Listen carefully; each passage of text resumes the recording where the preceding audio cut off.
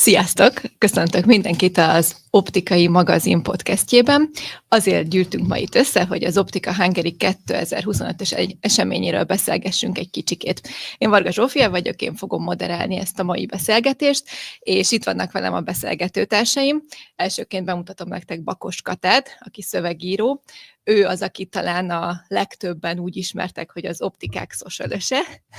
Itt van velünk Kis Arnold, a Magyar Optikus Ipartestület elnöke, és itt van velünk Szilágyi Zsolt, aki elnökségi tag. Sziasztok! Sziasztok! Sziasztok!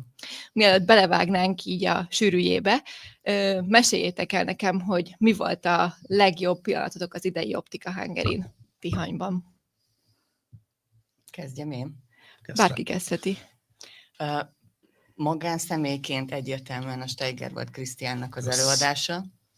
Most gondolhatok ki újat gyorsan. Na, gondoltam, hogy ezért szerettem volna én kezdeni nagy rutinnal. Cseles. Hiszen az előadás az annyira zseniális volt, hogy ha azt valaki megnézte, ráadásul azért a jelképes belépőért, amit fizetni kellett az egész rendezvényért, az csak profitálhatott belőle.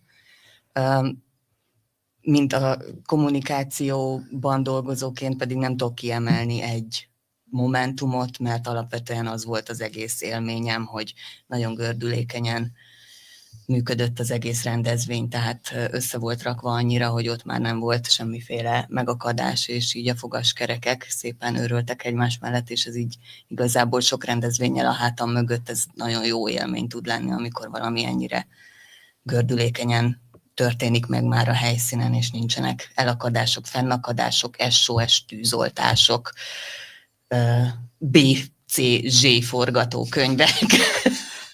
Úgyhogy igazából ennyi röviden. Nektek, fiúk? Mondd, Zsolti. Nekem például az egy ilyen érdekes pillanat volt, amikor még Katam említett, vagy most mesélt, és gondolkodtam, hogy mit emeljek ki. Úgy összességében az egész, tehát Tihany az ott kezdődik, amikor valaki az autóval átmegy a rámpán, és akkor végződik, amikor vasárnap onnan eljön, és az, ami ott történik, az ott is marad, hogy szokták mondani, úgyhogy és az, hogy ott mi történt, hát azt jó, hogy értelemszerűen most ki fogok emelni egy-két dolgot, ami nekem nagyon-nagyon bejött és tetszett, de javarészt általában azt szokták mondani, hogy az ott is marad. Szóval egy jó beszélgetés volt két kolléganőmmel, az egyik amivel dolgoztam együtt, a másik miatt lettem optikus, látszerész, és egy ilyen nagyon kötetlen, 20 perc, fél órás beszélgetés volt konkrét például. Azt én kiemelném, nekem az volt az egyik fénypontja az egész Tihanynak, azt kell mondjam, tehát valahol pont az, hogy nem is nagyon raktam magasra a mércét, úgy mentem oda, hogy történjen, ami történik, nem állítottunk ki, azzal a Moival úgy gondolom, hogy egy olyan előkészítő munkát végeztünk, amiből, mint amit Kata is említett, elindult a gépezet, és ott már fel voltunk készülve esetleg, hogyha valami történik, akkor azt megoldjuk, de szerencsére úgy éreztem, hogy nem történt semmi, gördülékenyen működött minden, úgyhogy fel voltunk készülve mindenre, ezért csak arra kellett már összpontosítani, hogy sodródjunk az árral. Úgyhogy igazából nem történt semmi olyan extra, amit nagyon kiemelnék, de valahol igen, ezek a kollégákkal való kapcsolatok, ezek határozták meg szerintem nem csak nekem, hanem sok más mindenkinek is az egész 2025-ös Tihanyt. Azt elmondod, hogy miről beszélgettetek, vagy ez nem annyira publikus, szakmai vagy magánéleti? Csak is abszolút szakmai dolgokról. Például az, hogy lehet és hogy kell gátlástalanul multit ajánlani és eladni. úgyhogy és ebben voltak a lányoknak érdekes trükkjeik, úgyhogy ahogy mondják, jó pap is volták tanul, én is ott tanultam valamit, úgyhogy jó volt hallani, hogy pont valahol Tihanynak és általában ezeknek a összeröffenéseknek a legnagyobb előnye és egy fontos eleme az, hogy meg tudjuk osztani egymással a tapasztalatainkat. Javarészt kollégáknak optikákban tölti el az idejének a 99%-át úgy, hogy nem találkozik a kollégáikon kívül mással. És nagyon nehéz úgy főleg ha valaki üzletvezető, tulajdonos, nagyon nehéz úgy kilépni a saját árnyékából, és olyan külső információkat beszerezni, amivel tudja fejleszteni önmagát. Szóval ez mindenképp ilyen szempontból, és ezeket a dolgokat meg kell jegyeznünk, hogy mik a fontosak, és miért jó egy úgynevezett tihany, mert ez már beleégett a tudatunkba, de hogy itt a szociális része a dolognak nagyon fontos az, hogy legyen egy olyan kapcsolatrendszer a kollégák, optikák, tulajdonosok között, amiből tudnak tanulni, tudnak építkezni, és valahol pont ez nagyon szépen is jó rávilágít arra, hogy azért mentünk javarészt valószínű vissza Tihanyba, mert ez egy nagyon hiánypótló állapot volt, és így tudtuk áthidalni, így tudtuk megoldani ezt, tehát szükség volt arra, hogy legyen egy kapcsolatteremtő lehetőség a kollégák között, az egész optikai testület között, úgyhogy ilyen szempontból el kell ismerni, hogy maga, mint Tihany,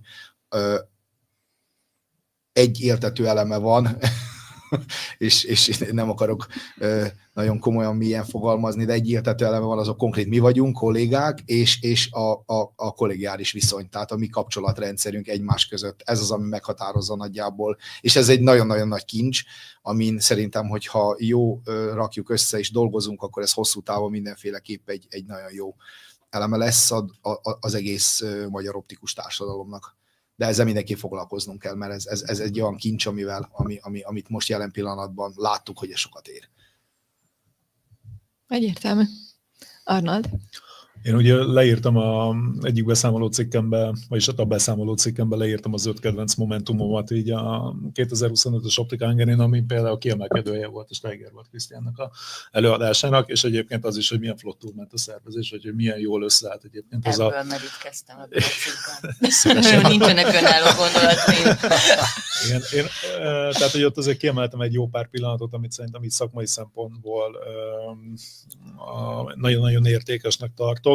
Volt például ugye egész kiállításnak mondjuk a témája, tehát maga a generációváltás, hogyan érint minket, hogyan érint egy optikát manapság, de ide ki tudom emelni azt, hogy például új helyszíneket vontunk be, új kiállítókat, tehát hogy ezek mind le vannak írva a cikkbe, ezeket most nem is annyira veséznem ki, inkább azt, hogy ami mondjuk magánszemélyként ki tudok emelni, az tényleg mondjuk az, amit Zsolt is mondott, hogy mondjuk én beszélgettem 2-3 olyan emberrel, és rá egymásra tudtunk kapcsolódni, akikkel eddig mondjuk nem volt kontaktom, és mind magánember, mind egyébként szakmailag tök jó, tényleg össze tudtunk kapcsolódni, egy jót tudtunk beszélgetni, és ez olyan kincs, ami nem mondom azt, hogy csak Tihanyba tud kialakulni, de azért most éppen itt alakult, és ennek én kifejezetten örülök. Igen, a helyszínről még szerintem fogunk beszélgetni, de köszi, hogy megosztottátok ezeket a személyes pillanatokat, és akkor térjünk rá arra, hogy végül is mi is történt Tihanyban 2025. március végén. Most mondta Zsolt, hogy ott marad, nem lehet róla beszélni. Szerintem ennek lassan véget is lehetettünk el a történet, lezárult vasárnap délután a rámpa, és kijöttünk, és aki nem volt ott, az így járt, sajnáljuk. Akkor hoztam újabb témakártyákat, és akkor tudunk mással is beszélgetni. Közben a nézőinket biztatnám arra, hogyha van kérdésetek, észrevételetek az Optika Hungary kibeszélével kapcsolatban, akkor ne habozzatok kommentálni, ugyanis, hogyha mi mindent megbeszéltünk, remélhetőleg ez sikerülni fog az elkövetkezendő 1-1,5 órában, akkor az utolsó etapban ezeket a kérdéseket fel fogjuk olvasni nektek, illetve fogunk róla beszélni, ha van bármilyen észrevételetek vagy visszajelzésetek. Na, induljunk neki. Ugye az Optika Hungary az minden páratlan évben kerül megrendezésre, ezzel a 3 napos rendezvényével, 2-3 napos rendezvényével, és minden páros évben van egy 1 napos szakmai nap. Ugye különböző célrendszerekkel dolgoztok, különböző helyszíneken jelennek meg ezek a rendezvények. Idén mi volt a 2025-ös Optika Hungary-nek a célja, illetve hogyan sikerült beépíteni a szokásos elemeket, mint például az edukációs workshopokat, színpadi előadásokat, programokat, illetve mit gondoltok, hogyan sikerült, vagy hogyan tudtátok bevonni az akár fiatalabb kollégákat, mert ugye azért azt tudjuk, hogy évek óta egy nagy generációváltás zajlik az optika szakmába, és azért akárhogy is nézzük, ez az Optika Hungary-nek a rendezvény szervezésére is kihat. szép hosszú kérdés volt. Segítek, jó? Az első kérdés, hogy mi volt a célja a 25-ös Optika Hungary-nek? Nyilván az elsődleges cél az, hogy összehozzunk egy olyan kiállítást, ami akárhogy nézzük az egész optikus, és ebbe beletartozik egyébként az optometrista szakma is, tehát az optikus optometrista szakmának a legnagyobb eseménye. Több napos, ott alvós, pontszerzők vannak, kiállítók vannak, mindenki készül rá, tehát hogy egy ilyen eseményt azt gondolom, hogy ilyet kaptunk, mint MOI, ugye ezt kezeljük, próbálkozunk erőnkön felül, hogy ezt a lehető legjobb módon csináljuk. És hát ez volt az alapja, amit te is mondtad, 2 évente szokott lenni Optika Hungary.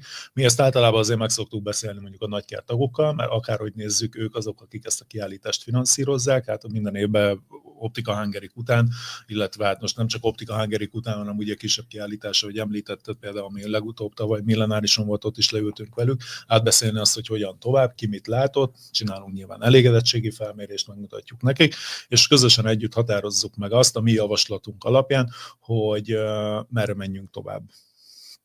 És az, hogy egyébként miért itt volt most éppen újra Optika Hungary, ez is az, amit 1 évvel ezelőtt ők szavaztak meg, ők hoztak egy olyan döntést, hogy akkor menjünk vissza Tihanyba. Ugye ennek van egy előzmény, egész konkrétan az, hogy a 90-es évek elejétől, amikor elkezdődött a Optika Hungary szervezése, már akkor ezen a helyszínen volt, ugye ez a Klub Tihanynak a helyszíne, és ahogy teltek az évek, nyilván egyre inkább nőtt ez a kiállítás, nőtt a látogatóknak a száma, fejlődött a szakma, fejlődtek az igények, nagyobb igények lettek, mind infrastrukturálisan, mind szociálisan, mind egyébként akár csak minőségi szempontokat is tudnék itt említeni, és volt már korábban is próbálkozás arra, hogy egyébként a Klub Tihanytól próbáljunk meg elszakadni, ugye szerintem mindannyian emlékszünk egy balatonfüredi kiállításra. Nekem például az volt az első Optika Hungary, amin látogatóként részt vettem. Kicsit le is sokkolódtam, de az szerintem már egy korábbi podcaston már beszéltünk róla, és eljutottunk egészen odáig, hogy 3 évvel, 4 évvel ezelőtt, ugye amikor felállt ez a jelenlegi elnökség, és el kellett kezdenünk az Optika Hungary szervezésével foglalkozni, akkor belefutottunk egy pár olyan problémába, ami nem annyira tette lehetővé, hogy a Klub Tihanyban rendezzük meg ezt, illetve már láttuk azt is, akár magunkba, akár egyébként a tagjainknál, hogy van egyébként egy olyan minőségi ugrás, egy minőségi igény, ami nem feltétlenül ezen a helyszínen szeretné, hogy megrendezésre kerüljön ez a rendezvény. És akkor mi egyébként ugye ezt 2 évvel ezelőtt, 23-ban millenárison, tehát hogy Budapesten rendeztük meg. Szerintem egyébként kellemesen nagy sikerrel, tehát hogy mind a számok, mind egyébként a visszajelzések ezt igazolták. Viszont úgy nem feltétlenül érezte mindenki, és akkor értelemszerűen nagykert tagok szavazati alapján most visszamentünk Tihanyba, mert volt a millenárisnak 1-2 olyan része, amivel nem tudott mindenki azonosulni, és ezeket az igényeket is akárhogy nézzük, nekünk, mint szervezőknek feladatunk ezeket az igényeket is kielégíteni. Tehát röviden ennyi a mögöttes sztori. Mi volt a kérdés másik fele? Mert elvesztem a monológumba. Hát az volt a kérdés, ugye, hogy mi volt ennek a célja, de igazából ezt megválaszoltad, illetve az edukációs, illetve különböző workshopok, illetve... Igen, tehát hogy akárhogy nézzük, az Optika Hungary-nek vannak úgymond kötelező elemei. Ezek olyan elemek, amiket mindig belerakunk, mert értelemszerűen sok-sok embert érdekel, sok-sok embert vonz, ilyen például az előadások. Gondolok itt mondjuk a pontszerző előadásokra, de gondolhatok itt akár a nem pontszerző előadásokra, vagy akár a workshopokra is, amik tényleg vonzanak olyan embereket, akik szomjaznak a tudásra, a tudásvágyuk van, ezeket ki akarják elégíteni, mert egyszerűen a top optikusok és top optometristák akarnak lenni, mindig napra készen a lehető legtöbb információval szeretnének rendelkezni, tehát hogy ilyeneket mindenképp meg kell csinálnunk, mert látjuk azt, hogy igény is van rá, és egyébként a kiállításnak a szakmai színvonalát is emeli, és emellett vannak egyébként olyan programok is, amik meg úgymond nem kötelező elemei, de akárhogy nézzük, színesíteni tudják az egész rendezvényt. És nekünk is kell ezekkel a programokkal úgymond appellálnunk, már csak azért is, mert egy 3 napos rendezvényről van szó, péntek, szombat, vasárnap. Szerintem amióta a történelem az van, hogy amióta van Tihany, akárhogy nézzük, mindig a szombati nap a legerősebb, akkor jön le mindenki, már általában zárva vannak az optikák, és akárhogy nézzük, azért a pénteken meg a vasárnapon mindig kezdenünk el úgymond valamit, és próbáljuk ezeket úgy színesíteni, hogy ezek is nagyon vonzóak legyenek a látogatóknak, és egyébként a kiállítóknak is. És én úgy gondolom, hogy idén azért le tudtunk rakni egy olyan programot, ami mondjuk a pénteki napot nagyon-nagyon megdobta. Ez volt a Steger Krisztián előadása. is. Az volt a Többek korona között, igen. inkább. Aha. De hogy alapvetően már az optikus színpadon a hotel aulájában voltak előadók, és nagyon érdekes témában adtak elő. Úgyhogy igen, ez mindenképpen egy újdonság volt. Maga, nyilván az optikus színpad az már 2 évvel ezelőtt is létezett, ráadásul ennél grandiózusabb volt a Millenárison, de alapvetően itt is volt egy olyan tér, és az teljes mértékben egy újdonság volt, hogy a hotel auláját használtuk az idei rendezvényen, és ez egy nagyon jó döntés volt, mert jól működött.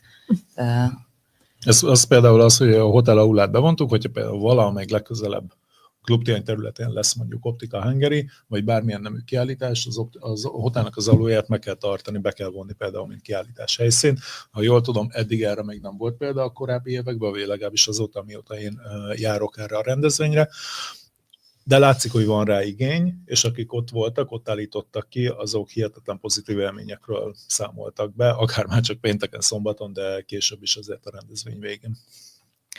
Amit még pluszba kiemelnék, ez a 2 évvel ezelőtt is, és ugyanúgy az idén is megszervezett kvíz sorozat, kerestük az év optikusát, valami nevet kellett neki adni, tehát... Ráadásul 2 évre szól. Ráadásul 2 évre szól, és Argusnak köszönhetően komoly nyereményeket tudtak biztosítani, úgyhogy ezúton is köszönjük nekik. Egy érdekes üdefoltja szerintem az, hogyha leülünk, vagy bármilyen szabadidőt eltöltünk ott, vagy pihenünk egyet a kiállítás során, és előveszük a telefonunkat, és végignyomkodjuk ezeket a kérdéseket. Ha nem is a dioptria mérőre, vagy nem is a nyereményért, hanem már csak egy kuriózumként leteszteljük a tudásunkat, magunkat, hogy körülbelül nagyon színes kérdéseket raktunk össze, úgyhogy arra rávilágít, hogy körülbelül szakmailag hova tudjuk sorolni magunkat. Úgyhogy mindenképp ilyen részletekbe menően mélységig szépen összeraktuk ezt a részét is, úgyhogy szerintem érdekes, tehát én szeretem ezeket az állapotokat, amikor valaki valamilyen formában megkérdezi azt, hogy le tud mérni azt, hogy nem tudom, milyen a fizikai állapotod, és akkor nem tudom, megválaszolsz 30 kérdést, akkor kiderül, hogy jó a fizikai állapotod. Ugyanúgy milyen az optikus állapotod. Kiderült, hogy jó optikusok vagytok. És akkor milyen, hát én 59 pontot értem el, nem rajtam vék alá, de egyszer csináltam meg, úgyhogy és nem az, mert itt azért még mindig kell csiszolnunk, hogy ne lehessen átverni a rendszert, de hát a rendszerek azért vannak kiskapuk, azért vannak, hogy azokat kinyissák, úgyhogy de szerintem meg lehet ezt becsületesen is csinálni. Mindegy. A lényeg, hogy Magyarországon vagyunk, és itt fel kell arra készülni, hogy mindig lesznek stikák, és az, aki valaki egyenesen csinál meg a dolgokat, akkor az nem feltétlenül biztos, hogy az lesz a nyerő kombó, de én nem kételkedem abba, hogy azok a kollégák, akik részt vettek rajta, és akik nyertek, hogy azok jó szakemberek, úgyhogy biztos egy kis támogatás, egy kis megerősítést nyújt nekik az, hogy nyereményben részesülhettek. Röviden összefoglalva, a kommunikációs cél az volt, hogy ha már Tihany, akkor nyilván minden idők legjobb Tihanya legyen. És ez sikerült? Én nem voltam minden idők összes Tihanyán, de voltam már 2-szer olyan, tehát cégnél dolgoztam standon, voltam csak szimplán látogató, voltam nem Tihanyban, Optika Hungaryn szervező, és most voltam a 25-ös Tihanyon, mint kommunikációs stábtag, úgyhogy de ettől függetlenül még mindig nem minden idők Tihanyáról tudok beszélni. Így most 1 hónap távlatából alapvetően nekem jó érzéseim vannak azzal kapcsolatban, hogy a kitűzött cél szerintem teljesült, tehát sokan voltak, jól érezték magukat zömmel az emberek, és majd beszélünk arról, hogy milyen visszajelzések érkeztek egyébként, amik mondjuk nem feltétlenül ezt tükrözték, de hogy alapvetően azt gondolom, hogy azzal, hogy volt a rendezvénynek egy koncepciója, amit előkészített egy lassan 1 évre visszamenőleg egy generációváltós interjúsorozat, hogy maga a pontszerző előadások is újszerűen lettek összeállítva, hogy minden napra jutott olyan program, amiért érdemes volt ott maradni. Szóval szerintem alapvetően teljesültek a kommunikációs célok minden szempontból. Meg hát nem csak a kommunikációs célok, hanem igazából minden, amit mi szervezők támasztottunk ezzel a rendezvénnyel kapcsolatban. Én nem mondom azt, hogy ez minden idők legjobb Tianja, vagy legjobb Optika Hungaryje volt. Én elfogult vagyok, szerintem az a millenáris volt, de ez más kérdés. Hogyha vannak olyan számok, amik egyébként azt mutatják, hogy nem ez volt minden idők legnagyobb Tianja. Például a méretből adódó számokat nézzünk, a 17-es, vagy leginkább a 19-es, az nyilván sokkal nagyobb volt, csarnokot építettünk, tele volt. Viszont azért látogató számba itt is hoztuk azt, hogy azért 2500 ember megmozdul egy hétvége alatt, tehát hogy ez egy igenis jelentős szám. De voltak olyan elemek, amik szerintem megmondhatni úgy, nyilván most érett össze leginkább, vagy az eddigi fennállásunk alatt most volt a legérettebb ez a csapat, ez a szervezői csapat, tehát hogy voltak azért olyan elvárásaink, amik alapján ki lehet mondani, például szervezői szinten ez volt szerintem a legjobb Tihany. Ha megnézzük azt, hogy a kommunikáció hogy volt összerakva, a kiállítókkal való kezelés, az építés, és így tovább, tehát szerintem ez kifejezetten profi volt. De alapvetően azért elmondható, hogy ami pár éve történt az elnökségben ezek a változások, és azóta is azért volt a szekciókban különböző olyan változások, amik igazából frissítették az egész csapatot, illetve frissítették a programokat is, mert látszik az, hogy mind a szakmai rendezvények is, akár a szakmai napra is, hogyha gondolok, akkor egy frissességet hozott ebbe a szakmába, akár a helyszín, vagy akár a programok tekintetében. Ugye említettétek, hogy a nagykerek finanszírozzák gyakorlatilag ezeket a kiállításokat, Morról lesz. Igen, az a kérdés, hogy az ágazati trendeket ti ugye nyilván a szakmátokból adódóan azért figyelitek. Mennyire szóltok abba bele, hogy például a nagyker ezeket hogy követi, milyen újdonságokat hoz, vagy esetleg megvan-e adva nekik az, hogy a kiállításon mi az, amit mutasson be, akár egy külföldi kiállításról hozott terméket, új szolgáltatást, vagy új gépet, vagy bármi ilyesmi, ami a trendeket irányozza, illetve célozza meg a közönség számára. Egy kicsit, elkezdem én erre a választ, egy kicsit messzebbről indítanék.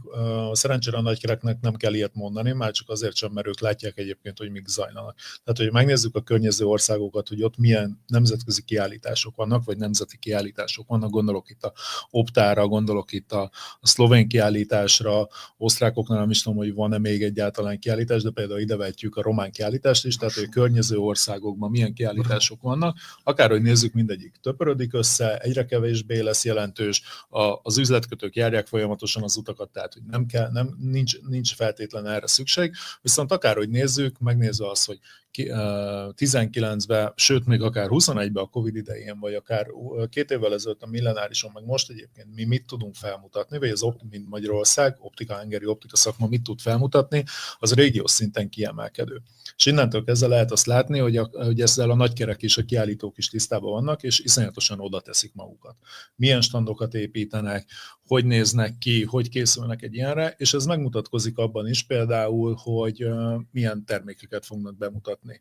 Nyilván mennek arra, hogy a lehető legjobb újdonságokat, az aktuális termékeiket mutassák be, de nyüstölik egyébként a beszállítójukat, hogy igenis érkezzen meg az Optika Hungaryig az új kollekció, hoznak be olyan gépeket, amik még lehet, hogy máshol nem debütáltak, tehát hogy szerencsére őket nem kell így külön felhívni erre, hiszen akárhogy nézzük, piacról élnek meg, tehát hogy tisztában vannak azzal, hogy úgymond elsőnek kell lenni, vagy mindig kell valamivel szórakoztatni, valami újdonságot mutatni a vásárlóiknak, vagy a potens vásárlóiknak. Szerencsére úgyhogy nekünk ilyenben nem kell beleszólni, tudják ők nagyon jól, hogy ezzel tudnak kitűnni.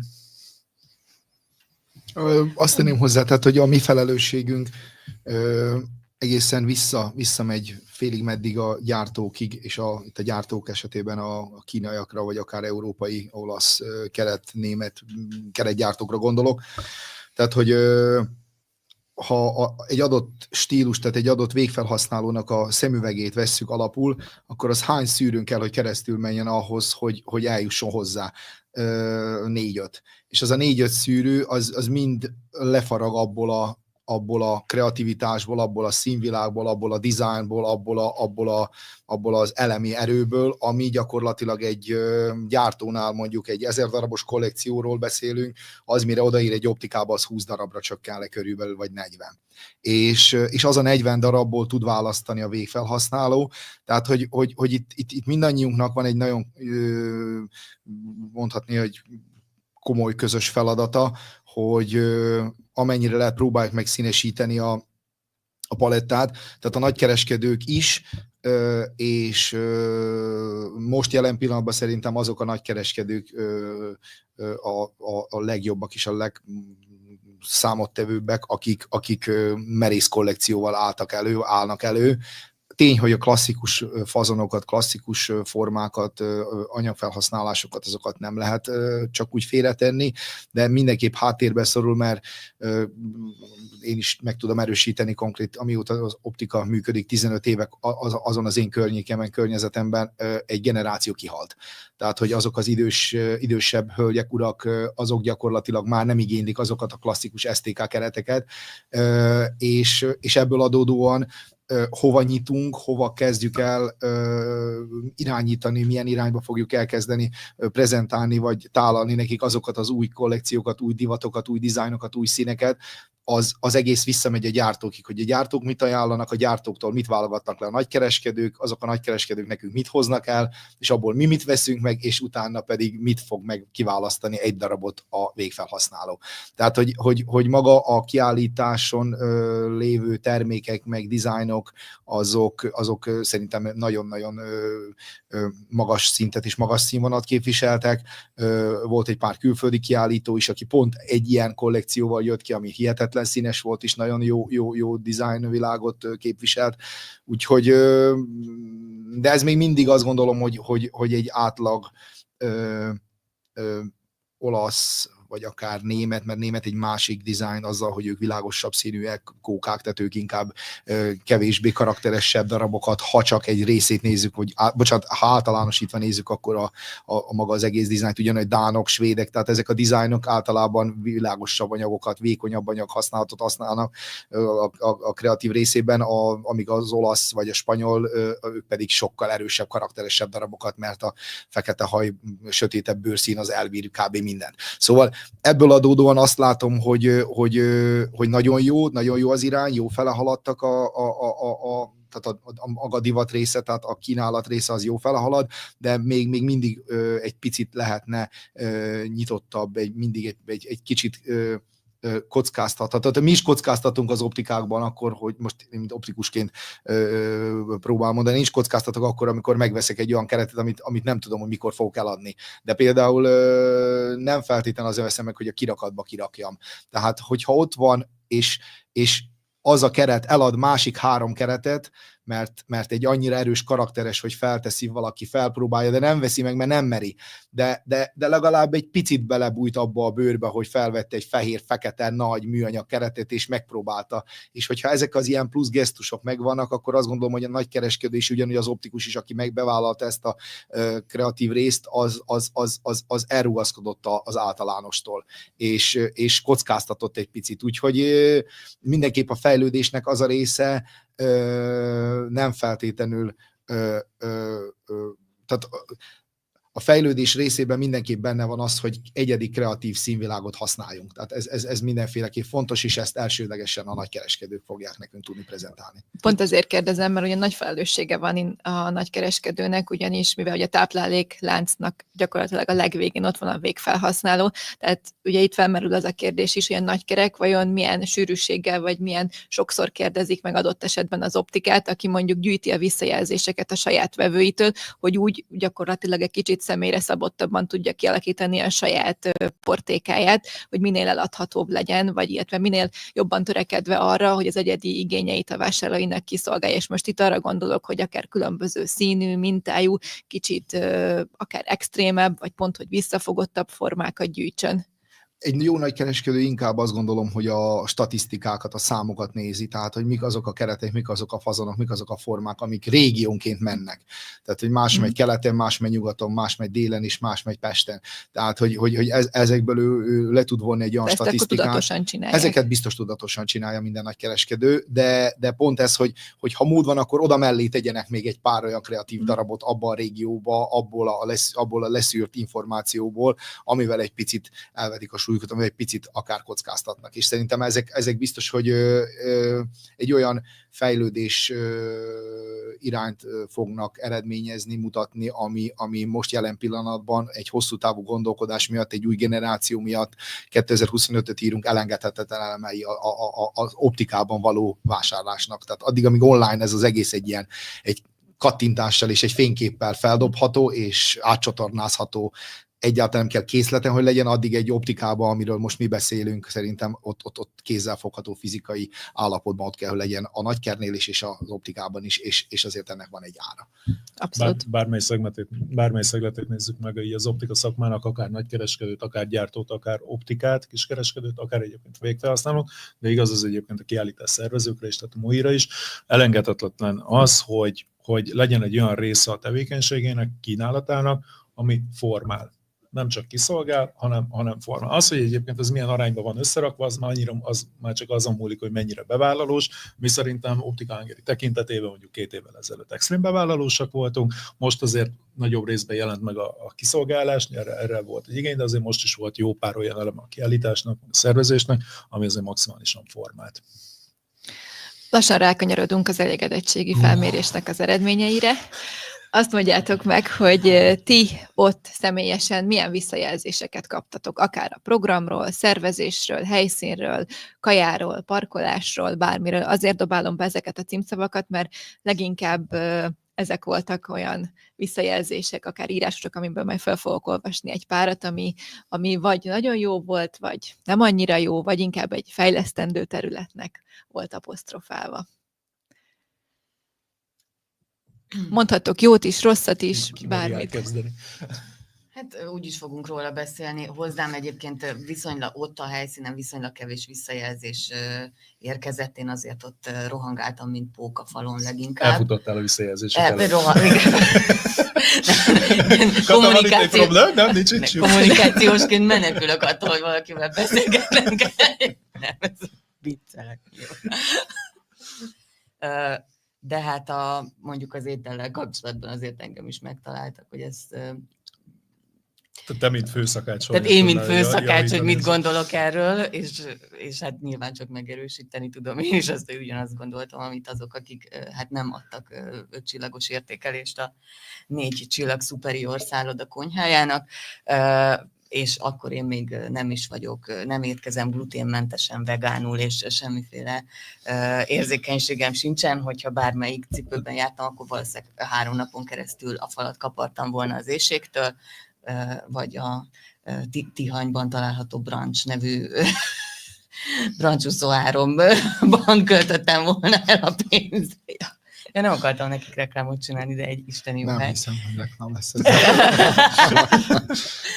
Tihanynak is folyamatosan csinálják a reklámot, vagy az ellenreklámot. Na mindegy. Tehát ott nem jöttek visszajelzések, illetve az, hogy jaj, de jó, hogy itt vagyunk, tehát kb. Ez a...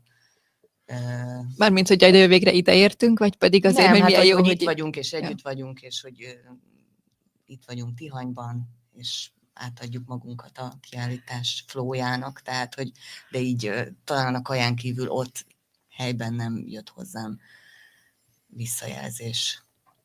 Én egy hálátlanabb szerepben vagyok, ugyanis mint főszervező. Én voltam kapcsolattartó mind a kiállítókkal, mind mondjuk a kommunikációs részlet, meg az irodával, tehát hogy mi fogtuk föl itt a leginkább dolgot, és bárkinek bármi problémája volt, az engem hívott, vagy minket hívott, leginkább engem. Így nyilván mondjuk inkább a rosszakat hallottam meg, vagy azokat, amik ilyen ad-hoc megoldandó feladatok voltak, de szerencsére egyébként nem volt ilyenből sok. Én úgy tudom összefoglalni, hogy minden, ami jó volt, az a látogatókból, a kiállítókból és a szervezőkből fakadt, és minden olyan, ami és most nem mondom azt, hogy fejlesztendő, mert szerintem ez nem az a kategória, minden, ami rossz volt, az egyébként meg a helyszínből és a klubtihanyból fakadt. Ezen nyilván változtatni kell majd a későbbi szervezésekbe, de még egyszer mondom, le a kalappal egyébként a látogatók előtt, leginkább a kiállítók előtt, de a látogatók előtt is, hogy lejöttek, mert azért jól emlékszem, pénteken, szombaton, nem is tudom, azért volt egy-kettő zápor, ami nyilván megnehezítette, hogy elvette a kedvét az embereknek attól, hogy most utazzanak másfél-két órát, de mégis jöttek, tehát hogy mind a kiállítók, mind a látogatók előtt le a kalappal, hogy ilyen jól oda tették magukat. Rám hárult az a része a feladatnak, hogy tartsam a kapcsolatot a cateringgel, az egész ellátással, úgyhogy... Igazából én nem is jártam olyan rosszul, így most így belegondolom. Úgyhogy... Neked köszönhetjük a Michelin csillagos Nekem köszönhetitek a Michelin csillagos ételeket. A kommunikáció során, tehát amíg készítettük elő a dolgokat, akkor volt szerencsém beszélni a nagyfőnökkel, és ő magabiztosan említette azt, hogy mi ne kételkedjünk semmiből sem, hisz ők tényleg a Michelin csillagra gyűrnek. Úgyhogy azért egy pár éve főzök már, és imádok főzni, és az alapanyagokat is elég jó ismerem, és azért ahhoz, hogy valaki egy ilyet mondjon, ahhoz kellő magabiztosság kell, mert az, hogy tudás nincs mögötte, az biztos. Tehát, hogy én ott egy pillanatra se éreztem sehol azt, hogy egyáltalán bármilyen alapanyag felhasználásnál, vagy bármilyen elemnél ők megütnék azt a szintet, amit egyáltalán bárki azt mondaná, hogy na, akkor ez olyan volt, mintha otthon ettem volna, vagy akár egy 4 csillagos szállodában. Szóval számomra megdöbbentő volt az, hogyha valaki hasonló magabiztossággal állít valamit olyanról, amihez nem ért, vagy egyáltalán tojik bele, tehát, hogy nem érdekli. Egy hétre utána felhívtak, hogy akkor elmondjuk a véleményünket, hogy tetszett, ez egy jó marketing, azaz egy jó PR-fogás maguknak, hogy egy jó visszajelzést kapjanak, hogy tudjanak építkezni. Addigra már összegyűjt egy 170-180 vélemény, tehát a javarészét akkor kaptuk meg, abból én ecseteltem és felolvastam neki egy párat. Én nem tudom, hogy milyen arcokat vágott a telefon másik felén, másik végén, de abból szerintem mi is fel fogunk most egy párat olvasni. Úgyhogy nagyon kíváncsi vagyok arra, hogy ebben a történetben tehát, hogy érdemes lesz előbb-utóbb majd külön választanunk azt, hogy mi a kiállítás része, és mi a szakmai része, és mi a szociális része, mi az emberi kapcsolatok építésére való rész, ami most jelen pillanatban egy tihany burokba lett beépítve az elmúlt 30 évben, ami az optikai társadalmat illeti. Tehát, hogyha nekünk jelen pillanatban erre van szükségünk, hogy egy tihany burkolatba építsük fel azt a jó érzést, hogy találkozunk kollégákkal, akkor hagyjuk, rendben, csináljuk, el lehet hinni, hogy erre van szükségünk.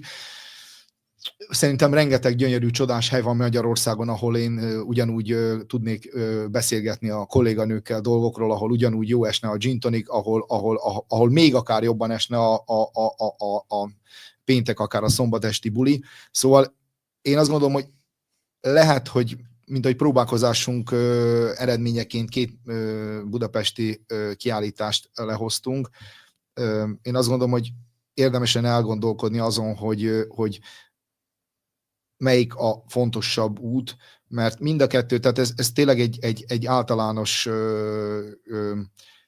közvéleményre szükségünk van ahhoz, hogy maga, mint az optikai társadalom jeles és nemes képviselői, itt vagyunk több százan, majdnem konkrét azt gondolom, hogy üzletekkel mindennel együtt ezren.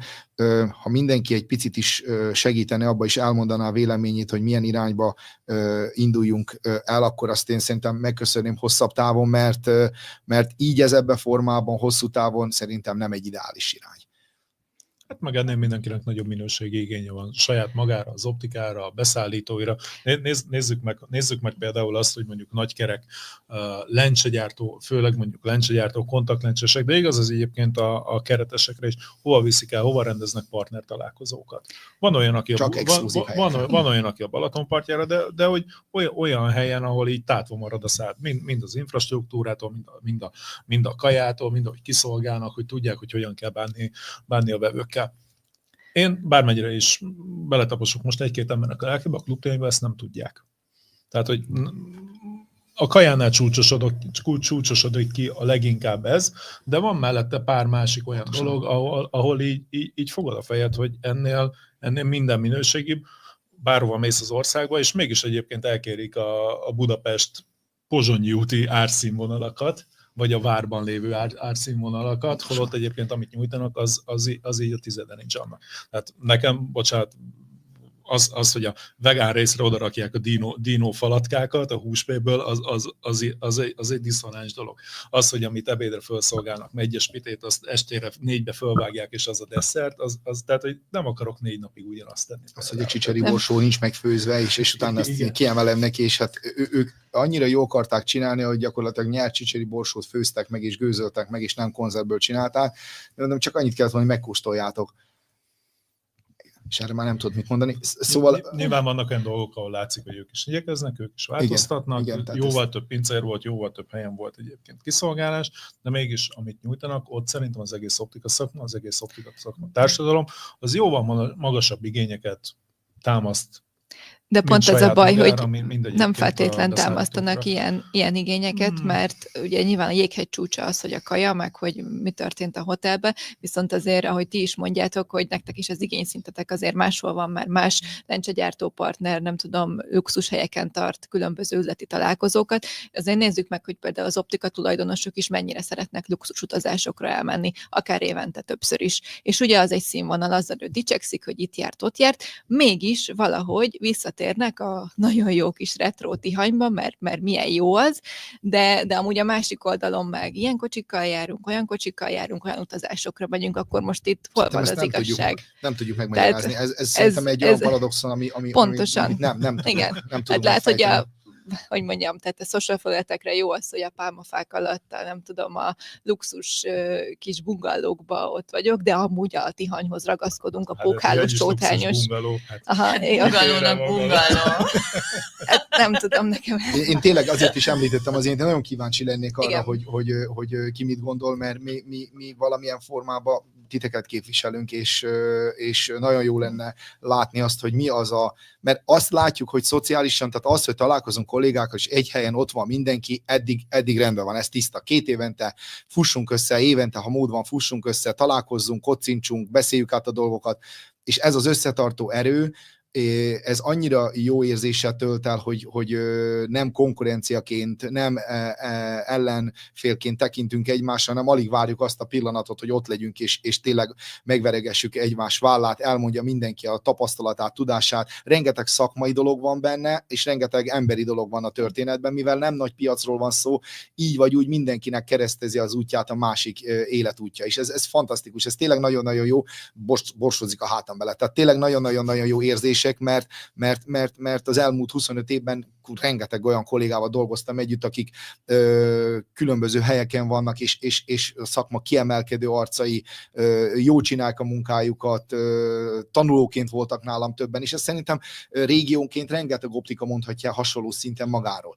Tehát, hogy ezek az érzések, ezek szerintem nagyon-nagyon-nagyon jók, és ezt valahogy meg kéne tartani, csak egy más köntöst kéne adni neki. Pontosan, mert gyakorlatilag ez húzza fel gyakorlatilag a tihanyi élményt. Igen. Tehát ezt mi ráhúztuk, hogy ez a Tihany, de hogy igazából itt rólunk van szó, és maga az egész optika iparról, szakmáról, a magyar optikusokról, és nem Tihanyról. Tehát az, hogy Tihany ezt a 90-es évektől kisajátította magának, ez egy jó, meghagyhatjuk ezt a nevet retroként, hogy Tihany, csak valahol csináljuk mást.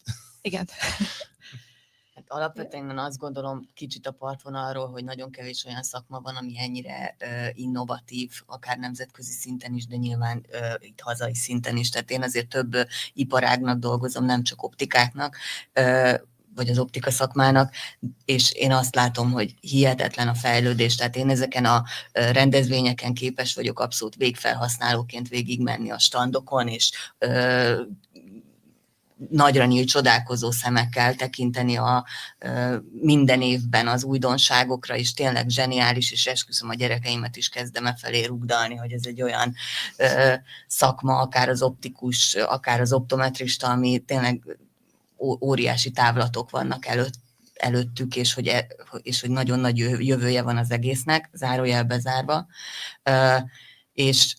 És azt gondolom, hogy megérdemelné ez az egész, hogy egy olyan helyen legyen reprezentálva, amilyet maga az egész szakma képvisel.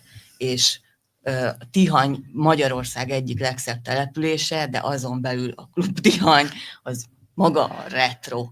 És ezt a diszonanciát, ezt én kommunikációs szakemberként nagyon nehezen tudom magamban elrendezni, de nyilvánvalóan, hogyha van egy több ezres szakma, akinek ez a közösségi életérzés, az akarata, vagy valamiért ezt ilyen hagyományként éli meg saját magában, akkor ezt a dolgot félretéve nyilván onnantól kezdve a feladatra koncentrálva azt kell tekinteni, hogy akkor rendben, akkor abban a 3 napban minél többen legyünk ott, és éljük meg ezt a közösségi élményt, amit a szakma szeretne megélni, de hogy alapvetően én is azt gondolom, hogy míg egy végtelenül innovatív és fejlődő szakmában dolgoztok, ennek tehát ezt valami olyan arculatba vagy köntösbe kellene helyszínszinten is hozni, ami megérdemli ezt az egészet, vagy megérdemli a szakma ezt az egészet.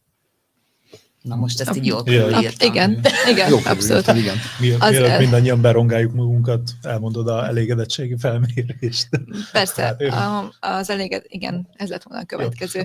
Hogy az elégedettségi felmérésben, ugye összességében a visszajelzések alapján úgy ítélték meg a kitöltők, mind a 186 vagy 183 visszajelző, hogy összességében jól sikerült ez a kiállítás. Amit elsőként kiemelnék az, hogy ugye mindig felteszitek azt a kérdést, hogy az előző kiállításhoz képest ez hogy sikerült. Természetesen a többség azt mondta, hogy ez sokkal jobb volt, mint az előző, ahogy a 2 évvel ezelőtti millenárisnál is gyakorlatilag ugyanez az eredmény jött ki, hogy sokkal jobb volt, mint az előző, és a 2021-es Tihanynál is szintén az jött ki, hogy sokkal jobb volt, mint az előző, hogy ezt mindenki döntse el, hogy mennyire ez minden idő, igen. Cél teljesítve.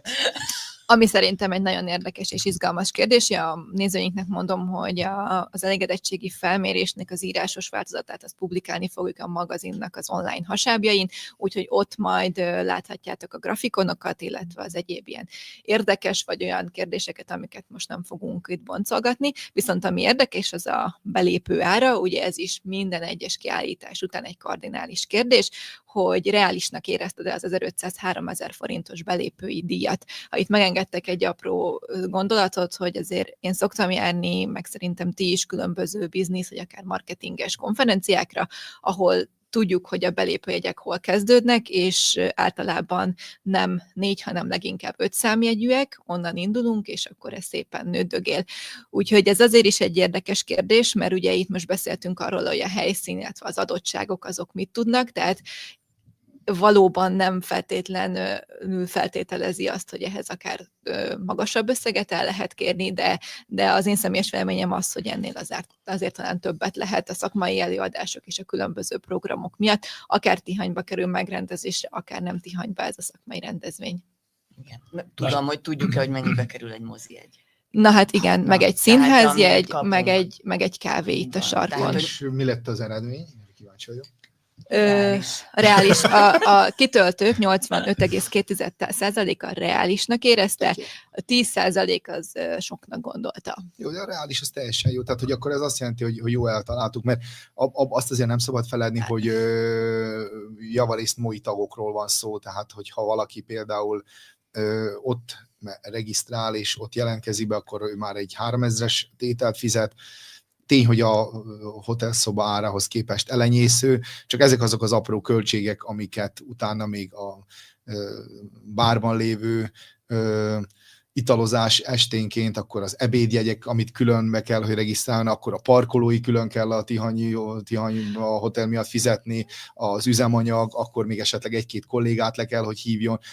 Tehát, hogy összességében véve ezek a költségek, ezek szépen apránként összeadódnak, a mi feladatunk valamilyen formában az, hogy pontosan ha ezt a 80%-ot elfogadhatónak tartjuk, és szerintem igen, akkor azt gondolom, hogy ez a cél, hogy megtalálunk egy olyan egyensúlyt, amiből jut is és marad is, tehát hogy mindenképp egy olyan számokat rakjunk össze, úgyhogy ez szerintem egy aránylag. Én például úgy könyvelem el, hogy ez egy jó döntés volt, hogy nagyjából ezt az árat találtuk meg.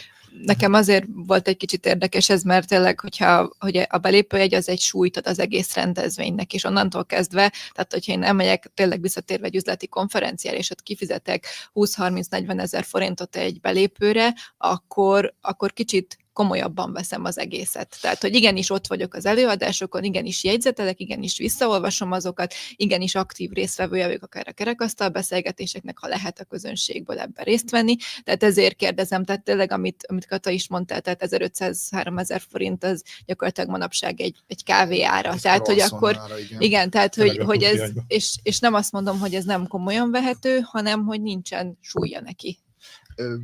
Mondd arra, nyugodtan. Volt olyan, aki egyébként keveselte? Igen. Volt, én láttam. 5% kevésnek gondolta. Ők az én emberem, meg talán a Panninak a emberei. Légy jelentkezzetek amúgy mi vagyunk azok, akik általában mindig azt képviseljük, hogy legyen azért minél drágább, pont azért, amit te is mondasz, Szofi, hogy lejön valaki 1500-3000 forintért, lehozza a családot 10 000 forint, mennyit kérünk el egy látásvizsgálatért egy optikába? 10 000 alatt nincsen látásvizsgálat például, akinél fizetős. Tehát, hogy nincsen,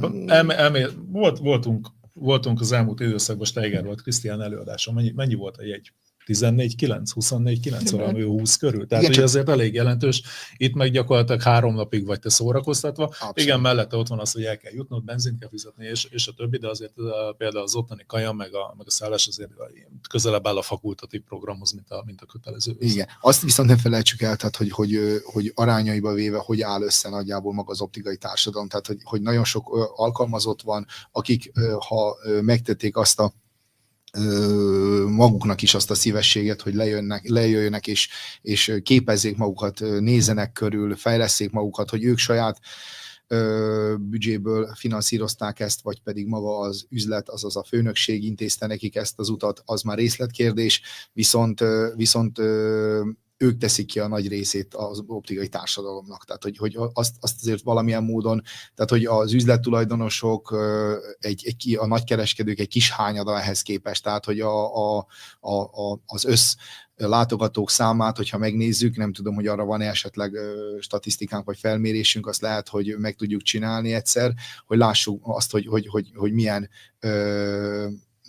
viszonyt, azaz milyen állapotot képviselnek a szakmában. Tehát az mindenképp rávilágít, mert igen, tehát egy boltban dolgozó kollégának, ha mindent összekalkulálunk, és még ő tényleg hajlandó kifizetni azt a szobát önmagának, meg minden, akkor igen, ezek a pár ezer forintos tételek, amik tehát az egész vasárnap délutánig összejönnek, azok komoly tételek. Tehát a fizetéséből egy adott összeget ki kell, hogy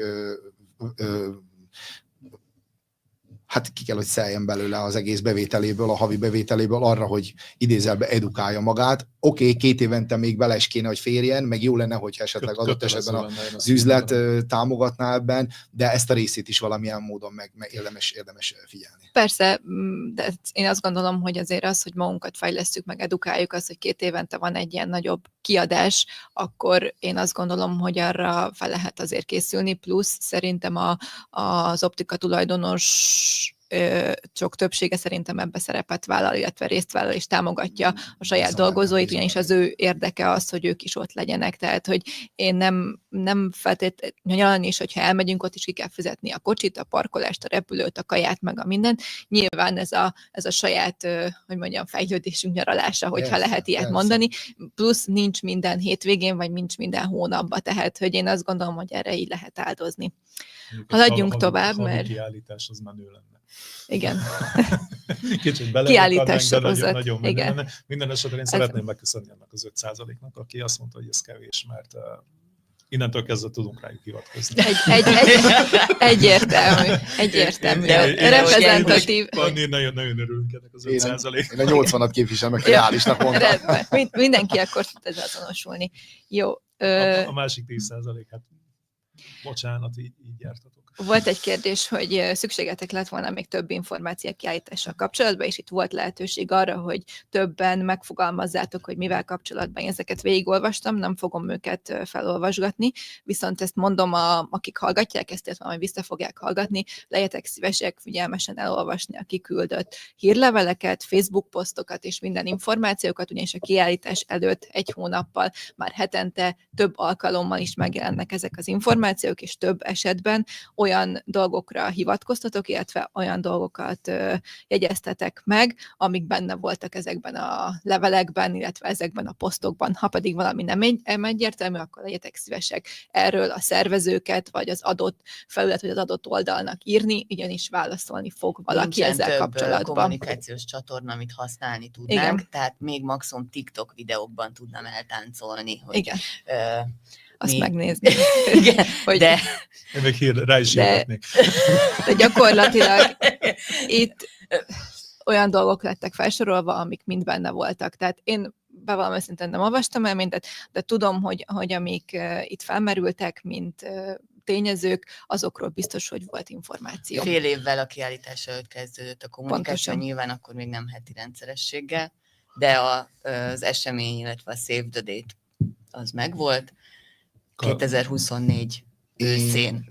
Kata biztos meg tud ebbe erősíteni, de gyakorlatilag ennél több hírlevelet, meg ennél több posztot nem tudunk csinálni. Lehet, de nem érdemes. Egy dolgot. A MOI, meg, még ezt befejezem, Zsolti, hogy a MOI, meg az egész optikának ezt úgy kell kezelni, mint egy könyvtár. Ott van minden információ. Az, hogy egyébként te már mennyit és hogyan veszed ki belőle, úgyhogy egyébként a feneket alá van tolva minden, az már egyébként rajtad múlik, és hát nem tudom, mennyire menjek bele, de hogy azért a optikákat üzemeltetünk. Tehát, hogy az értőolvasása hasznunkra válik.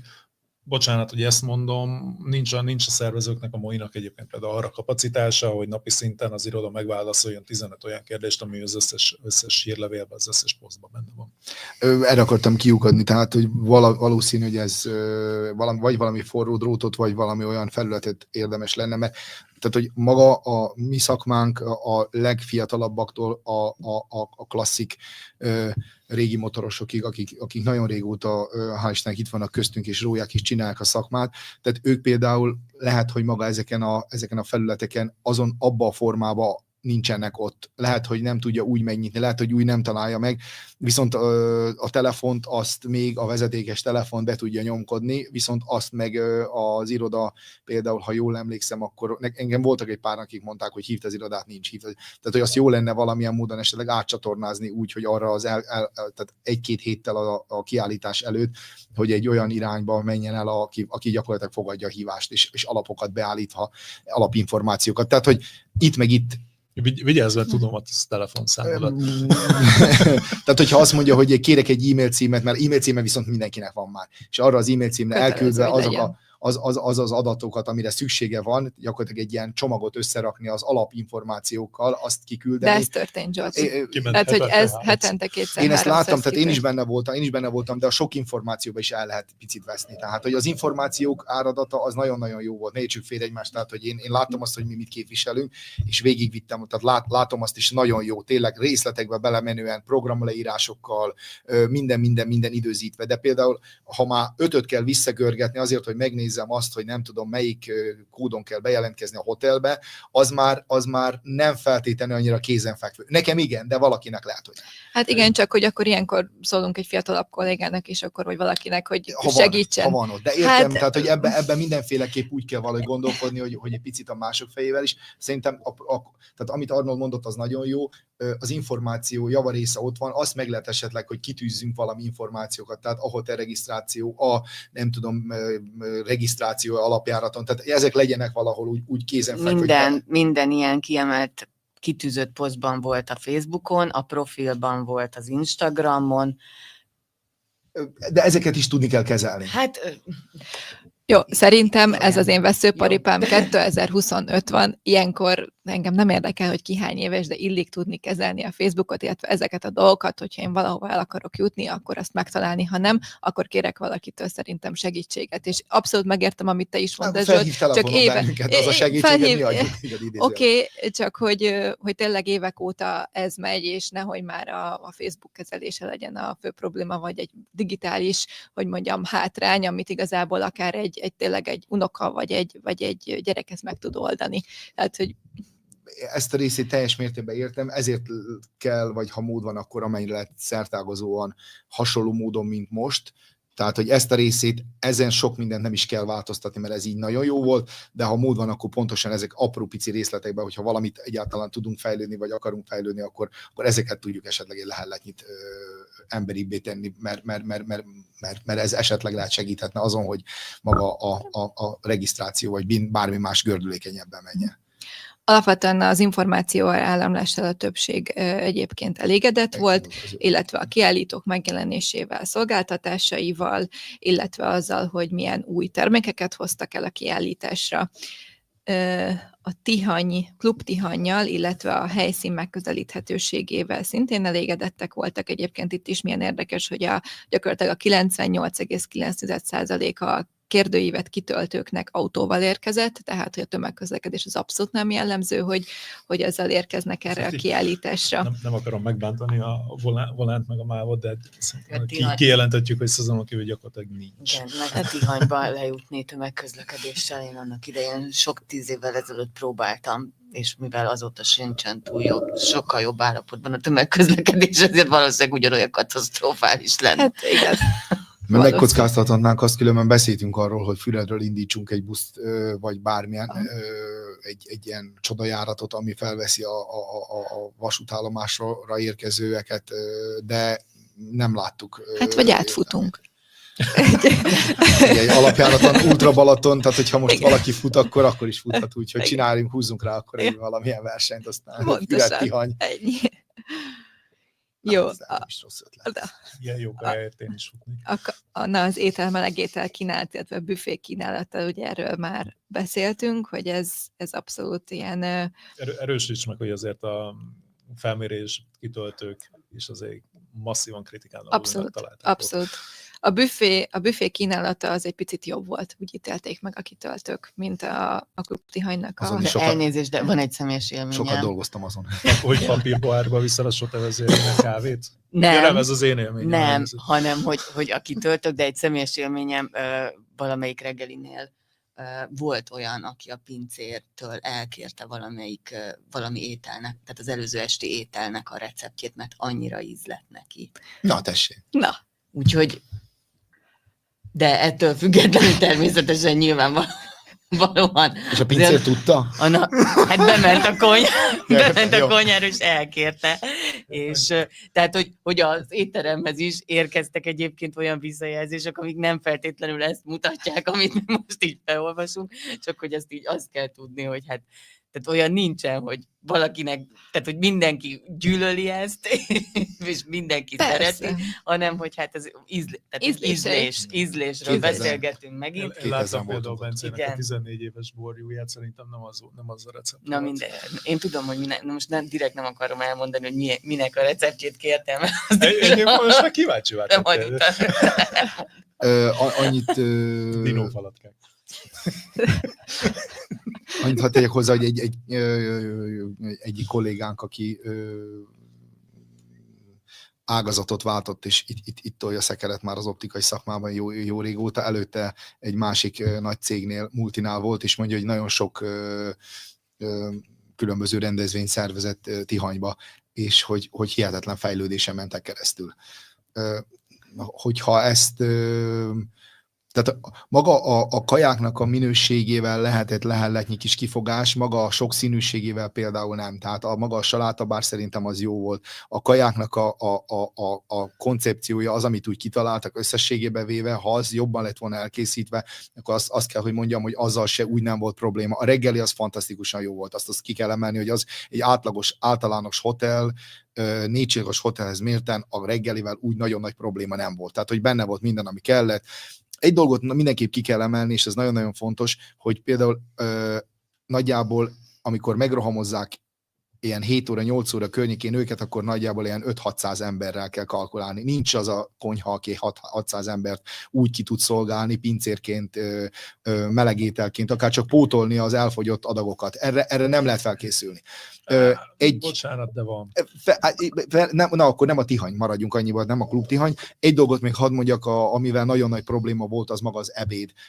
Az ebédre lehetett regisztrálni, és ezért kérnék mindenkit ezután, hogyha mód van, tehát hogy regisztráljon, mert egy szállodának adott esetben, és ebben az egyben sajnos igazat kell, hogy adjak nekik, tehát ők 300 vendéggel kalkulálták a szombati ebédet, ehelyett 500-an mentek oda ebédelni. Tehát, hogy ott ők valahonnan elő kellett, hogy teremtsenek plusz 200 adag kaját, és az nagyon meglöve a rendszer. Tehát amikor akár pincérrel, akár bármivel kalkulálva időrendi sorrendben, az felborította az optometrista előadásokat is valamilyen formában, mert nem tudtak időben kezdeni, mert nem végeztek az ebéddel. Tehát 1 óra alatt is volt, aki nem kapta Én ennél meg. kicsit szélsőségesebb vagyok, mert már akár extrém jelzőket is tudnék használni. Szerintem az, hogy megnézzük, hogy akár mi szervezők, akár mint látogatók és a nagykerek mennyi pénzt hagynak ott a klub Tihanynál, szobákért, szállásért, mi a helyszínért, meg a szolgáltatásokért. Bocsánat, ha napi 1000 adag kaját kell kidobni a kukájukba, akkor dobjanak ki 1000-et, az is bele kell, hogy férjen. Én értelek, de ők azok, akik tehát, hogy ők azok, akik egyet se akarnak kidobni, és nem is dobnak ki. Abszolút fel lehet szelni nem egyes pitét. Ja. Úgyhogy, ja, Újrahasznosítás. Igen, Na, Szerintem a kaján lendüljünk szerintem túl, mert... és térjünk át a ez volt az én parkolásra. Igen, túl sokat beszélünk róla, ahhoz Térjünk képest, át amilyen volt. Igen, térjünk át a parkolásra, mert ez is problémát jelentett, és itt többen megjegyezték, hogy nem tudtak parkolni. Mi történt? 98% autóval jött. Hogy nem tudtak A parkolni. 183 kitöltőből. Hát bent értelemszerűen szálló vendégek tudnak parkolni, ez Van, szerintem 2017 óta gyakorlatilag mindig így van, amióta én járok oda, és tudom, ez így van. Azóta Tihany nem épít még garást, nem épít parkolóházat, értelemszerűen a révnek a parkolójába tudsz fizetni, sőt, ha jól tudom, még hétvégén is, szezonon kívül is fizetős. Ez szerintem senkit nem ért újdonságként. Az, hogy esett az eső és sár volt, hát igen, nincs leműfőezve, nincs letérkövezve, ez nem egy betonplac, sár van. Az a különbség, hogy régen az volt, hogy csak azok jöhettek be, akik regisztrált vendégek voltak a hotelben. Most bejöhetett bárki, és ezt a szűrőt igazából nem tudtuk használni, és olyanok is, akik mondjuk nem laktak benn, azok is be tudtak... Szerintem nem engedtek be olyat, akik nem engedtek. Mindenkit beengedtek. Tehát. Hát akkor ez meg... Hát ez már nem akarok visszatérni a klub Tihanyra, a kaján túli dolgokra, de hát akkor Istenem, minek van ott a portás? Legalább minek van a beléptető rendszerük, és így tovább. Hát. Biztos, hogy 4 hírlevélben legalább bent volt, hogy csak a szálló vendégek tudnak bent parkolni, és hogy a közeli révnél van lehetőség parkolásra, tehát hogy akkor én viszont örülök annak, hogy voltak olyan élelmesek, akik egyébként úgy, hogy nem szálló vendégek fogták magukat, és találtak bent is parkolóhelyet maguknak. De ez volt a baj, hogy nem találtak leginkább. Hiszen fullon volt a szálló vendégekkel. Igen. Jó, de ez egy jó... Kapták is a cetliket, jól emlékszem. Talán igen. Elérkeztünk az elégedettségi felmérésnek az írásos visszajelzős szakaszára, talán ez tud a 1 óra 7 percnél tartunk csak. izgalmasabb lenni. Igen.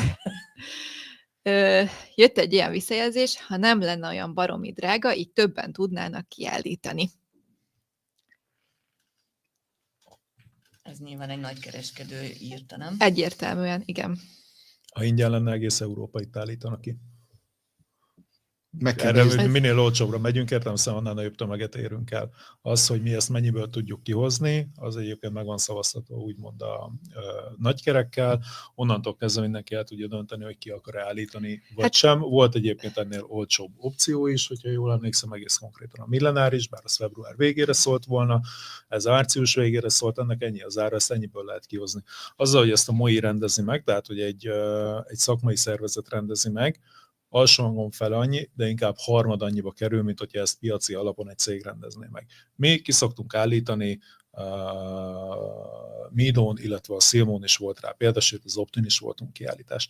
Az, hogy egyébként egy hétvégére ott kezdődik az, hogy te áramot akarsz igényelni, az 400 €, vagy hogy 1 négyzetméter egyébként 250-300 euróra tehető. Nyilván az egy Mido, egy Szilmon nem összehasonlítható ezzel, bár a Millenáris már összehasonlítható volt. Innentől kezdve az, hogy itt egyébként 30-32 ezer forintért tudnak négyzetméterenként kiállítani, azra szerintem egy kiállítónak sem lehet manasza, hogy ez drága, vagy olcsó, vagy bármi ilyesmi. Ennél olcsóbban ezt nem lehet kihozni. Igen. Többen jelezték, hogy sokkal több kiállítót szerettek volna látni.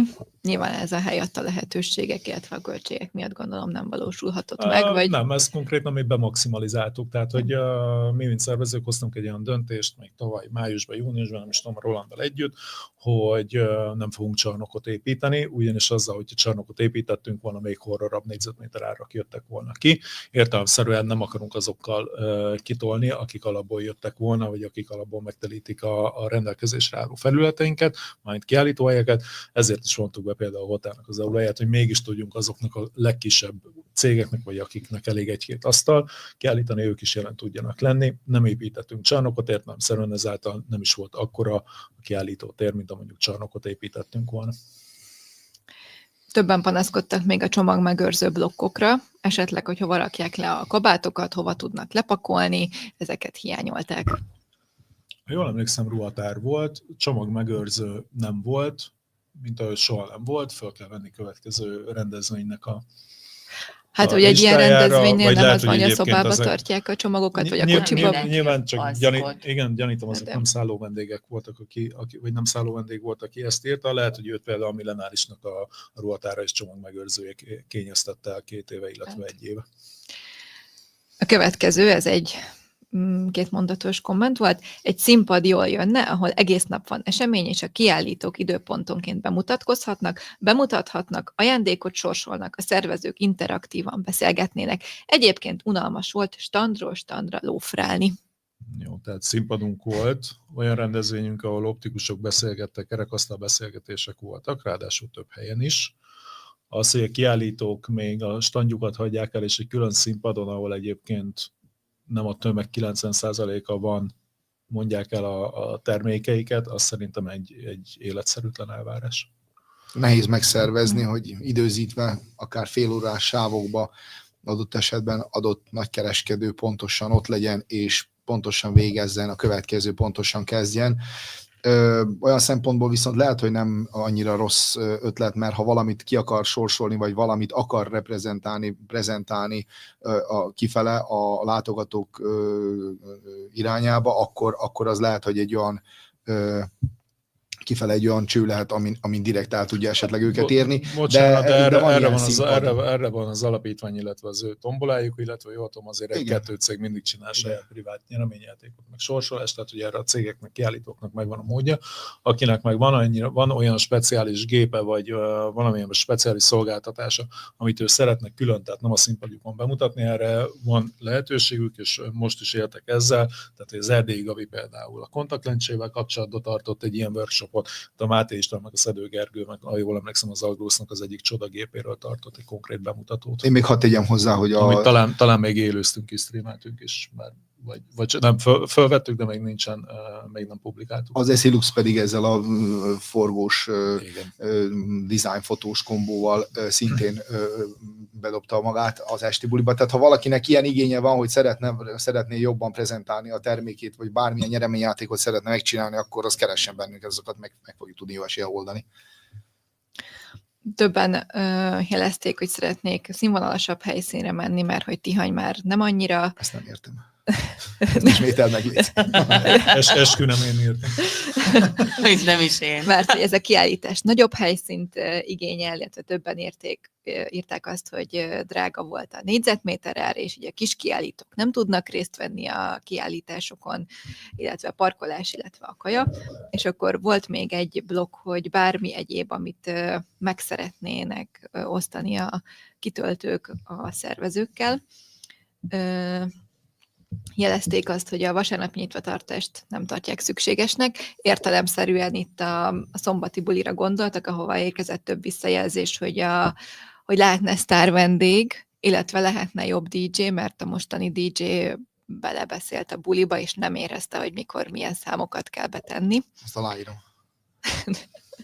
Van egyébként olyan DJ, amiben meg tud állapodni az egész optika szakma 100%, hogy ez mindenkinek megfelel, mert akkor nagyon szívesen berakjuk őt egyébként. Megvan a következő. Kerül amennyibe kerül. Aki szombat délután engedte zenét lent az aulába, ő hozzá konkrét, ha emlékem nem csal, 5-6-an mentek oda hozzá, és azt kérdezték, hogy ugye te leszel estére, és ő pedig azt mondta, hogy sajnos nincs akkora szerencsétek. Hát, hogy nem beszéltük le vele, úgyhogy ő egy abszolút jó DJ, és egy jó zenét tud, jó csomagot tud összerakni. Régóta DJ-zik és csinálja, és ez neki egy olyan hobbi, tehát nem azt a szintet képviseli, ami muszáj, hanem egy örömzenélést csinált szombat délután is ott. Tehát aki ott kinült, azok. Én például úgy hallottam, hogy a Kazástandon a Gerber Dani nagyon jó bulit csinált. Igen, például az is volt. Tehát, hogy lehet, hogy több mindenkit be kéne dobni. Ezzel mindenképp kell foglalkozni, mert ha az egésznek az eleméhez hozzátartozik az, hogy együtt legyünk, akkor az is hozzátartozik, hogy az a buli, ami összehozott elvileg bennünket, az jó legyen. Tehát ezzel mindenképp kell foglalkozni. YouTube diszkó. A látogatóknak, ha nem kint a sárba kéne parkolni, kifejezetten hasznos lenne, valamint a szálloda személyzetétől is lehetett volna kicsivel több empátia. Elektromos autóval mentünk, de látogatóként nem tölthettük az autónkat, csak ha szobakártyánk lett volna, amire ki tudják terhelni az összeget. Miért nem lehet ezt megoldani? Csak egy kis rugalmasság, és szobakártya nélkül is ki lehetett volna állítani egy számlát a regisztráció alapján. Szomorú fej. Jó, hát ez most megint a Osztom klubtihanynak a... Igen. Hát... Igen. Miért nem szóltak, és akkor ráterhelhette volna, meg kiszámlázta volna nekik, úgyhogy... Az optometrista előadására nagyon magas volt. Reális volt. Szerintem meg alacsony volt. Azért a tudásért, azért az előadókért, amit az előadók ott beleraknak, illetve amit a optometrista szekció, mint szervezés belerak, szerintem ez egy alacsony ár volt ahhoz képest, hogy te azt a tudást napi szinten tudod kamatoztatni. Nem emlékszem már pontosan, mennyi volt, 19-9 volt, hogyha időben jelentkeztél, vagy az lehet, hogy ott már csak egy ár volt, nem emlékszem pontosan, konkrétan másfél, de drágább helyeken egy látásvizsgálat hozza vissza. Szükség van arra, hogy képezzük magunkat, tehát most ezt akárhogy is nézzük, és nem hiába határozták meg, hogy 5 évente meg kell legyen az adott mennyiségű pont, mert szükség van arra, hogy képezzük magunkat. Tehát, jó, hogy... de ne felejtsük el, hogy bocsánat, 280-an voltak a teremben, és jött egy ilyen visszajelzés, tehát ezt a helyén kezeljük. Persze. Ha van más hely, ahol elfér, simán lehetne máshol rendezni. Ez a szociál üdülő az ehetetlen ételeivel, a füstben fuldokló tánctérrel felejthető. Következő. Örültünk, hogy idén a hotelaulába is ki lehetett állítani, de sok látogató nem tudott erről. Aki egynapos látogatásra érkezett, az nem feltétlenül talált oda. Kifejezett tájékoztatást nem tudjuk, kaptak-e a látogatók, kérdőjel. Kaptak. Rövidre záron kaptak. Még a katalógust sem vetettük el idén se, pont azért, hogy ott lógott mindenkinek a badge nyakába, hogyha valaki arra nem veszi a fáradtságot, hogy ezt a QR kódot lecsippantsa, ami a hátán van, és lássa a nagybetűkkel, hogy menj el a hotel aulába, mert ott is van a kiállítók térképen jelölve, felsorolása jelölve. Illetve ahhoz tudok visszakanyarodni, ez egy könyvtár, hogy te abból mennyit veszel ki, az már nem a mi dolgunk. Az optikus színpadnak a programja az külön egyesével volt promózva, és ami a hotel aulájában volt. És a 800, hányan voltak hotelben körülbelül? Nem tudjuk, de tele volt a szálloda, tehát mindenki, aki a szállodában ez egyébként egy hiba is volt. Hogy ott át kellett, hogy menjen a hotel auláján. Tehát, hogy az a típusú mennyiségű látogatottság, ami az ottani kiállítókat...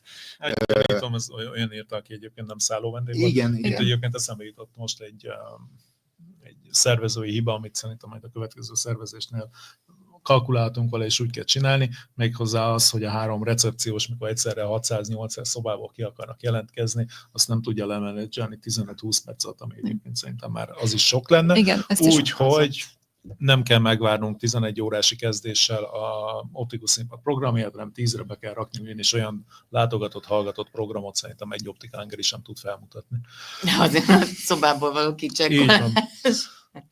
Ha nagyon gonosz akarnék lenni, még ilyatolhatnánk is a recepciósoknak, hogy még ne is csak 3 legyen, hanem csak 1. Jött szintén egy hosszabb komment, ami a klubtihanyt minősíti, skanzen-szerű nosztalgiára alkalmasnak nyilvánította, de nem olvasom fel az egészet, viszont van egy érdekes mondat, fontos mondat, hogy nyilván sok kollégának érzelmi szálak kötődnek a helyhez, de aki a fiatalabb generációba tartozik, azoknak a klubtihany csak egy elfeledett szoci szálloda tud lenni. Szóval itt is, amit az elején beszéltünk, hogy ugye a generációváltás ez folyamatosan zajlik a szakmában, és valóban, tehát a fiatalabb korosztálynak, és itt most nem a 15-25 éves korosztályra gondolok, nekik már azért számít az, hogy milyen helyen tudják eltölteni ezt a pár napot a kollégákkal. A fiatalabb generáció már nem vett részt retro faházas úttörő táborokba, tehát még ide se tudnak visszanyúlni az emlékeikben. Az annyira retro, hogy nincs retro. Én sem vettem rajta részt, viszont a családunknak képzeld el, voltam általában egy faháza, és emlékszem, hogy amikor fölmentünk szeptemberbe, októberre téliesíteni, és elzárni a vizet, nehogy megfagyjon és szétrobbanjon, és majd amikor ott lezártuk, majd amikor áprilisban, májusban visszamentünk első alkalomra nyáriasítani, megnyitni a vizet, és beleszagoltunk a fázba, ugyanaz az illat volt, mint amit most lehetett érezni.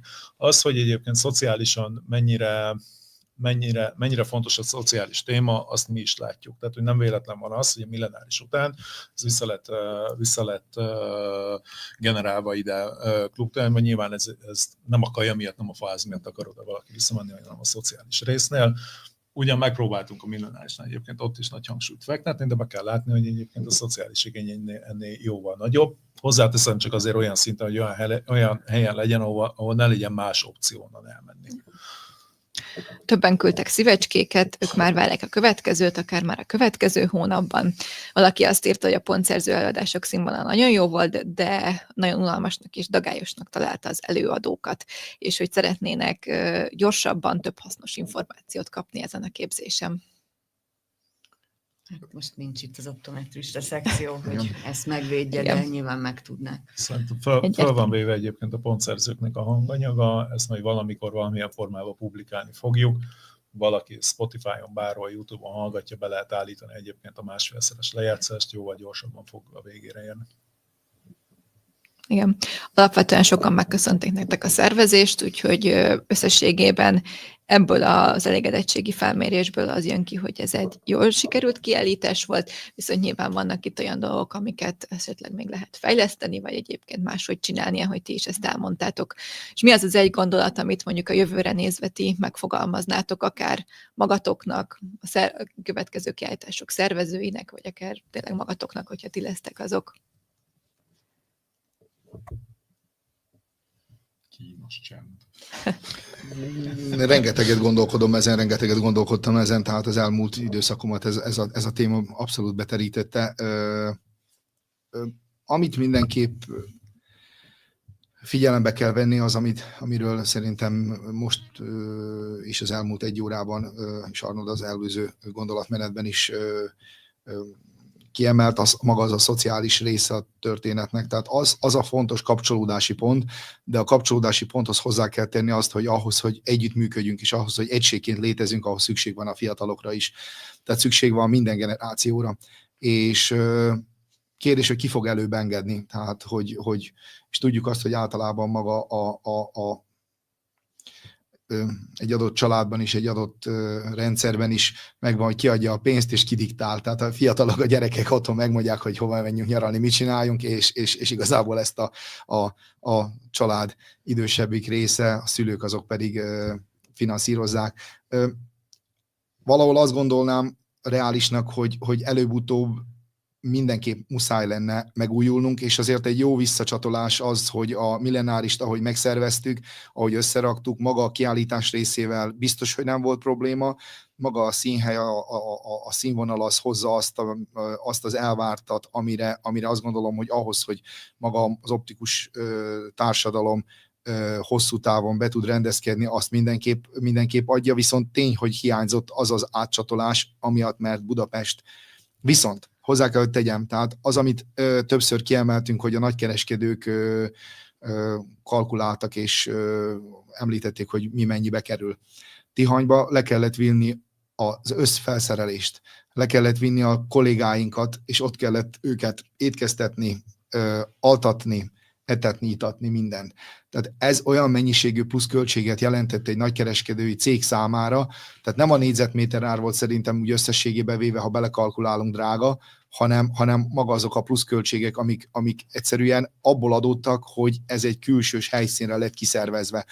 Ha Budapestről beszélünk, akkor befejezték a pakolást, hazamegy, a kolléga befejezte az napi előadását, hazamegy. Tehát, hogy nincs plusz olyan költség, és ezek, ha most összességében megnézzük, hogy 2000 látogató volt, abból a szállóvendégek számá javarésze, hihetetlen mennyiségű összegről beszélünk, számszerűsítve, amit mi ott hagytunk a Klub Tihanynak. Erre nincs szükség. Ha arra van szükség, hogy mi barátkozzunk és kocincsunk, akkor azt mi meg fogjuk tudni szervezni, akár Budapesten belül is, és hogyha valaki érez magába annyit, hogy erre szüksége van, és szeretne átbeszélni dolgokat kollégákkal, és jól érezni magát, akkor Budapesten is lehet turistáskodni budapestiként, mert szerintem maga a város egy csoda. Kell keresnünk egy olyan szállodát, ahol az összprogramot le tudjuk bonyolítani, és elvileg majd fogunk dolgozni azon, hogy megtaláljuk a megfelelő egyensúlyt. Úgyhogy az biztos, hogy a jövőkép az én szememben, az én szemszögemből nézve Budapesten van, és nem Tihanyban. Kelet-Magyarország is kiesik, gyakorlatilag Kelet-Magyarországról nagyon kevés kollégával találkoztam, aki Tihanyba el tudott jönni. Tehát, hogy ne csináljunk kivételeket, ne próbáljuk meg, vagy úgy próbáljuk meg inkább összerakni, hogy minél több kollégát, minél nagyobb társadalmat, ami a szakmánkat illeti, elérjünk, és szerintem ennek egy jó iránya lehet Budapest, egy olyan szociális csomaggal kiegészítve, ami arról szól, hogy igenis ott mindenki jó tudja pluszba érezni magát. Abszolút. Vagy esetleg a Budapest agglomerációja. Vagy Budapest agglomerációja, pontosan így van. Ezt a titkot nem árulom el, amin dolgozunk, úgyhogy ez majd jövő lesz. Hát én csak annyit mondanék, hogy szerintem, amit már egyébként elmondtam hosszan, most azt elmondom röviden, hogy szerintem merje megmutatni az optika szakma, hogy milyen innovatív és milyen jövőbe mutató, és válasszon olyan helyszínt, ahol ezt ki is tudja rakni a nagy közönségnek. Igen, bocsánat, ehhez kapcsolódóan volt egyébként egy visszajelzés, ezt végül nem olvastam be, de valaki panaszkodott arra, hogy nem kapott elég innovációt a kiállítóktól, illetve többre számított volna, hogy egy kicsit felzárkóztassa magát a külföldi szakemberekhez képest. Szeretettel várjuk a MOI elnökségébe, vagy a MOI környékére, hogy segítsen minket, és egyébként segítsen az egész optika szakmát. Én egyébként Zsoltira Katárra rácsatlakozva annyit tudnék csak mondani, hogy sose legyünk elégedettek. Tehát, hogy ne elégedjünk meg azzal, akarjunk mindig jobbat, jobb helyszínt, jobb kiállítást, jobb szervezést, jobb standot, jobb látogatóként való részvételt, jobb programokat, és így tovább, és ne féljünk attól, hogy változtatni kell. Jó. Ahogy látom, kommentek nem érkeztek most, nem baj, illetve kérdések. Vissza tudjátok majd nézni ezt az adást, ki fogjuk rakni a különböző felületeinkre, illetve az Optika magazin hasábjaira, és oda is várjuk a kérdéseket. Nektek köszönöm szépen, hogy itt voltatok. Még mondhatok egy búcsú gondolatot, mielőtt elköszönsz? Igen. Ahogy ma reggel ment ki a Nagyker meetingről a meghívó, úgyhogy egyébként minden kiállítót, potens kiállítót, mai Nagykertagot szeretettel várunk, majd 2 hét múlva Óbudán lesz a Rozmaring étteremben, kert vendéglőbe a találkozón 9:30-tól. Rendben. Szerintem egy nagyon konstruktív beszélgetés volt. Remélem, hogy ti is jól éreztétek magatokat, és akkor a folytatás úgyis következik, meg reméljük, hogy a szakmának is lesz majd kommentje ehhez a beszélgetéshez is akár. Köszönjük a lehetőséget. Köszönjük szépen. Sziasztok! Sziasztok! Sziasztok!